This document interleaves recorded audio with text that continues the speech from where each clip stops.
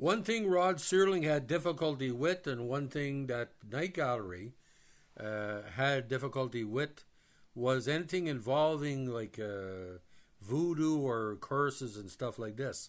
Now, this episode of the Night Gallery, called Lagoda's Heads, was written by, of all people, Robert Bloch of Psycho fame, with a story by August Derleth, but it came over like a lead balloon.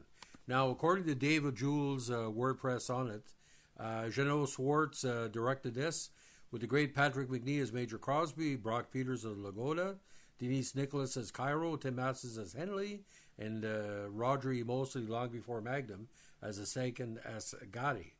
According to Jules, this is one of the worst Night Gallery segments, not part of a group of generally dreadful comic blackout sketches, marked by poor acting, unconvincing set design, and mainly a terrible script, adapted by the guy who wrote Psycho of all people.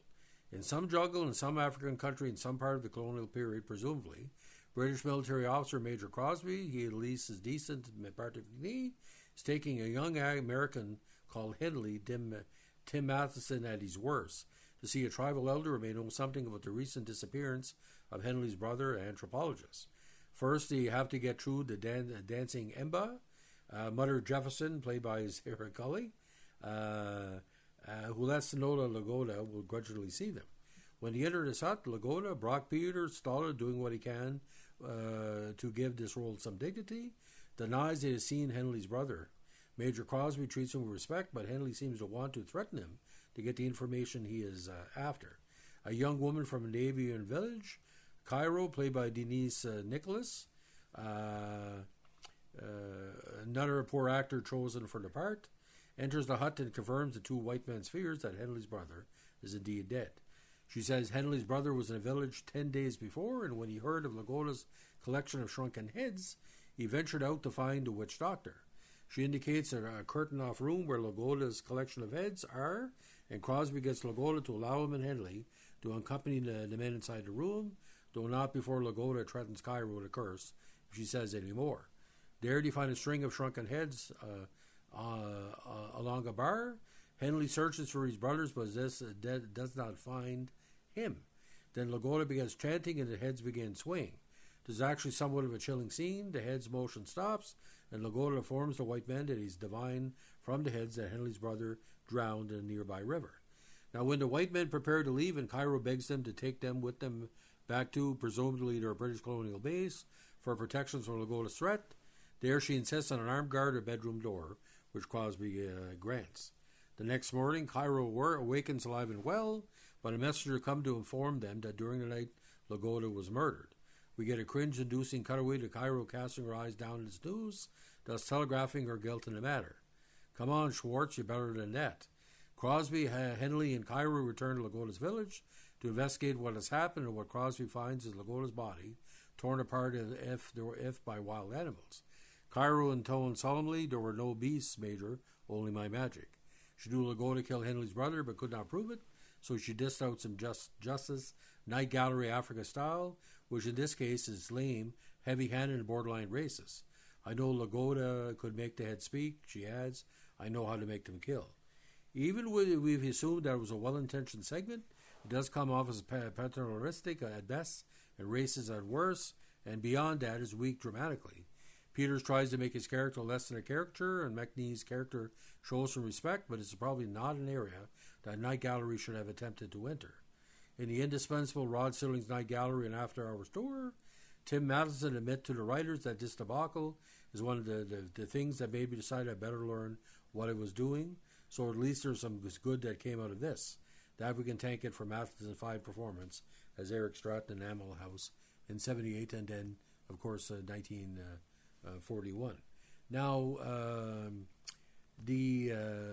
this is a generally a full week episode of Twilight Zone. Only Tell David is strong of it. The first part, of course, was the different ones, which makes absolutely no friggin' sense.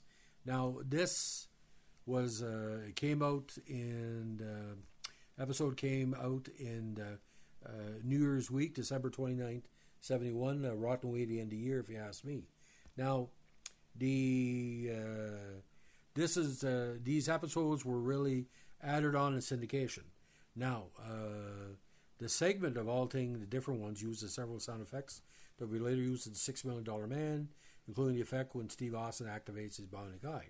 Now, on the different ones, the footage showing tree ships drifting through space and adjusting the circular pod is original footage from Universal Studios' film Signing Running. It was not seen in the original network version, but later added to increase running time for syndication. Now, the movie itself, the episode itself could have been better, but it was not something that we thought that was going to be a strong one to begin with.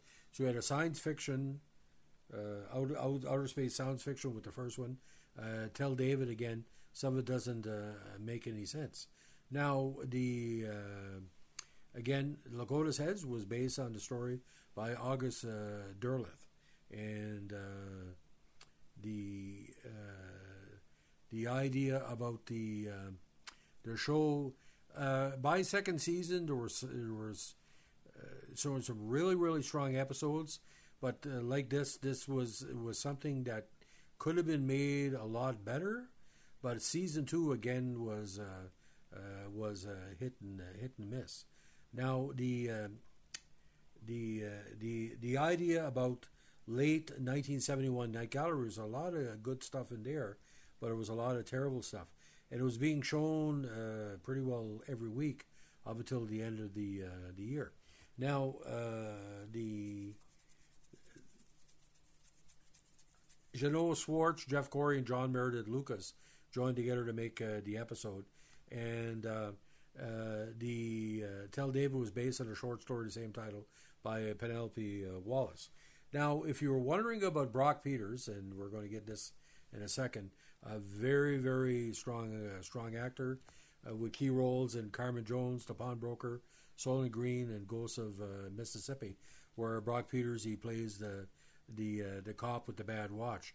Of course, his appearance in To Kill a Mockingbird was one of the most positive performance of his career, and he was pretty well on TV up until 2003. And in movies up until 2002. Again, one of the best black actors of his generation.